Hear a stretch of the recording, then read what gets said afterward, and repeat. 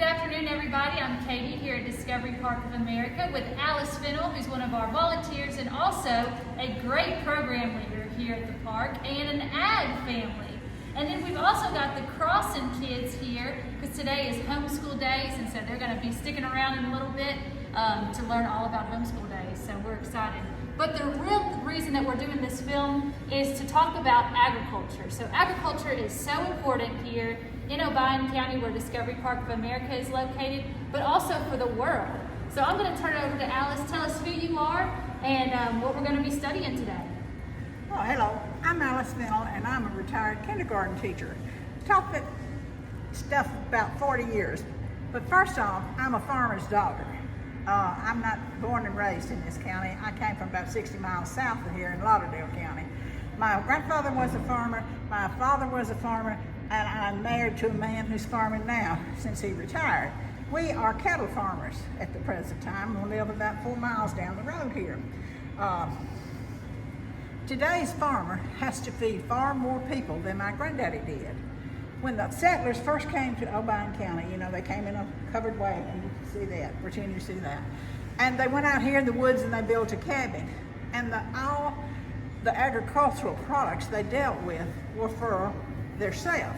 They had trees to build their cabin with, and they learned to grow crops to feed their family and to barter. Anybody know what barter is? Swap things. I grow apples and you grow oranges and we'll swap, okay? But that's what they did. And in the 1960s, a farmer had to feed 28.5 people. Is that very many people for one farmer? Not really. But that was 40, 60 years ago. Today, and the facts that I have were probably given 10 years ago, one farmer feeds 156 people. And where does he get this food that he feeds you? From his farm? He grows it, and it grows in the soil? Soil. The planet is made up of soil. Okay. 7 years ago, we're standing in a cornfield. This was a 50-acre cornfield, and it's wonderful to have Discovery Park here for us to use today, but we lost 50 acres of soil. Are we going to be able to get that back? Well, Obion County is the #1 corn growing county in the state of Tennessee. And we lost 50 acres of corn, and what do you think we're going to do about it? Let's try to make We're going to have to use science and technology to figure out how much more corn we can grow on an acre by using fertilizer and other means. And something else that took land, what is this highway out here behind our park? Highway 69? Highway 69? Right now it's just a big waste. It's grass. It was in corn, now it's in grass. So somebody is either going to be hungry or scientists are going to have to figure out how to grow more on less acres. Today we're going to compare the world. What shape is the world? It's round. Round. That's sort of a dilapidated apple, but use your imagination. I used to teach kindergarten. This is the world, and it's perfectly round. Okay. What is the world covered with? Water. Okay. Mostly water. 60%. Now, this is how much of an apple? And this is that's water. You said 60%? Yeah. Now, About 60%. how much do I have left? Fourth. A fourth. So, how much of the world is covered with water? Fourth from one is what? 3/4. 3/4 of the world is water.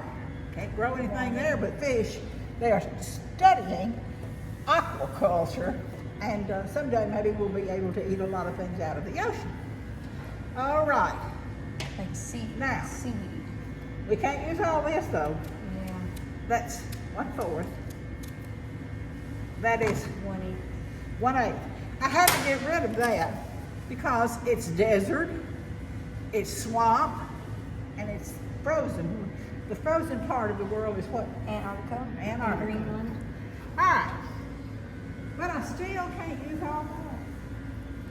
Now, I have a eighth. Now, cut it in half, and I have, what? A 60. I'm gonna use a 16.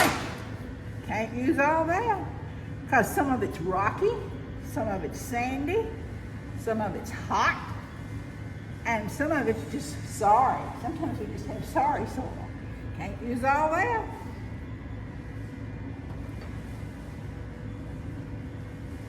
Now if I cut this in half, what have I got? 32. After the 16th, I have 32nd. 32nd. Ooh, can't use all that, Katie. You know how much of this I can use? I'm not gonna cut my finger. Chris Fleming would. But we're gonna pretend we were down to 164. This is all of the world, or of that apple, that farmers can use. How much would you say that is? A little is correct. And we're going to have to develop scientific ways to make it produce more. Right now we are in the midst of a building project for agriculture down at the Red Barn. And they're going to put up displays about precision farming and new and innovative ways to raise things. And we hope that you will come back when we get that open in December and see what they have to say. Yes, and that exhibit is called Agriculture, Innovating for Our Survival. So thank you so much, Miss Alice, for teaching us the importance of agriculture today and for future generations to come. So these kids who are here today, it's important for them to learn about taking care of the world and how we're going to feed the future generations. So Agriculture, Innovating for Our Survival opens December 5th of this year. It talks about all the innovation of farming, the past, present, and especially the future.